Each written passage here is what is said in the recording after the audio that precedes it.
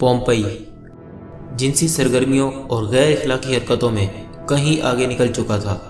यहाँ औरतें औरतों से, मर्द मर्दों से, यहाँ तक कि जानवरों के साथ जिनसी ताल्लुकात बनाना भी आम हो गया था।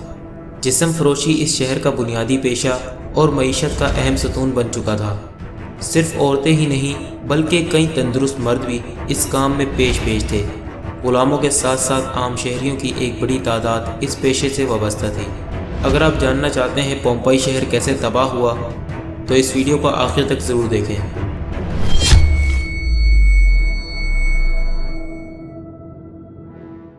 18वीं सदी ईस्वी के एक साल में एक किसान इटली के एक बंजर व वीरान इलाके में रहा करता था। यहाँ पानी एक बड़ी नेमत का दर्जा रखता था। एक दिन उस किसान ने बंजर ज़मीन में कुआं खोदने की ठानी। किसान की तवील मुशक्क़त के बाद खोदे गए उस कुएं से पानी तो ना निकला, लेकिन कुछ ऐसा बरामद हुआ जिसकी तलाश सदियों से जारी थी। एक गुमशुदा शहर, अपने दौर की शानदार बस्तियों में से एक। इस शहर की तलाश माहिरीन को 2000 सालों से थी। ये शहर जिस कदर हैरत अंगेज़ है, उसी तरह इसकी कहानी भी निहायत हैरतनाक है। ये शहर था पोम्पई। पोम्पई एक कदीम रूमी शहर था जो मौजूदा मुल्क इटली के इलाके कंपानिया में नापोली यानी नेपल्स के नज़दीक वाक़या था। ये शहर 7वीं सदी कबल मसीह के दौरान आबाद हुआ। मुख्तलिफ अदवार में मुख्तलिफ कौमों के ज़ेर नगी रहने के बाद रोमन एम्पायर के तसल्लुत में आया। फिर इस शहर ने तरक्की की ऐसी मनाजिल तय की कि ये उस वक्त की दुनिया के अजीम तरीन शहरों में शुमार होने लगा। पानी के तालाब, क्लब, बेकरियाँ, कुशादा सड़कें, वाटर सप्लाई की स्कीम, लाइब्रेरी, कम्युनिटी सेंटर, अस्पताल, घोड़े बांधने के जदीद अस्तबल, 2 मंजिला मकानात और मकानों के पीछे छोटे छोटे लॉन और उनमें नस्ब फुआरों ने इस शहर को जन्नत बना दिया था। ये दुनिया का पहला शहर था जिसमें ज़ेब्रा क्रॉसिंग शुरू हुई थी।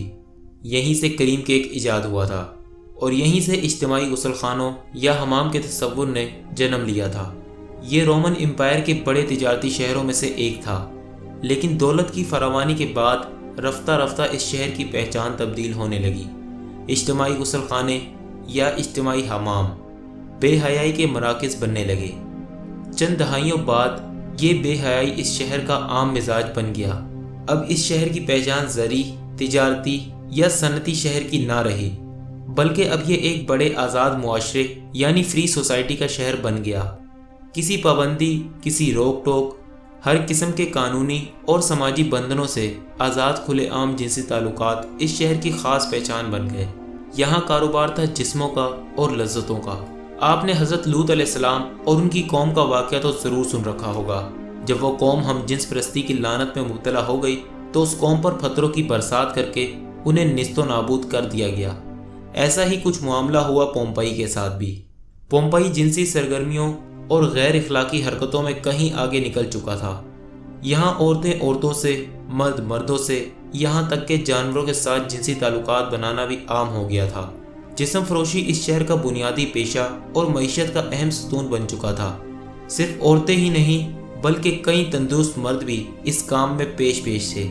गुलामों के साथ साथ आम शहरियों की एक बड़ी तादाद इस पेशे से वाबस्ता थी। अवाम के साथ साथ शहर की अशराफियाँ यानी उसके अमरा, अफसरान और अक्सर वज़रा या तो अपने अपने कुबा खाने के मालिक थे या फिर जिस्म फरोश गुलामों की तिजारत में मुलव्विस। जो जिस्म फरोशी और गुनाहों की इस लानत में ज़्यादा मुब्तला होता, पोम्पई शहर में वो उतनी ही ज़्यादा अहमियत का हकदार था।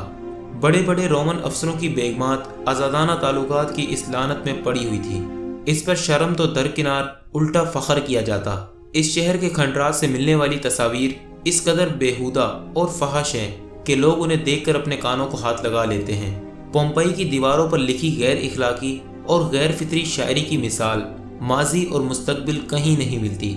माहिरीन की तर्जुमा की गई अबारतों के मुताबिक दीवारों पर कुंदा तहरीरें दरअसल उस कौम के चंद शायरों की शायरी है जो उन्होंने फितरत के उसूलों के खिलाफ अमल के हक में की थी।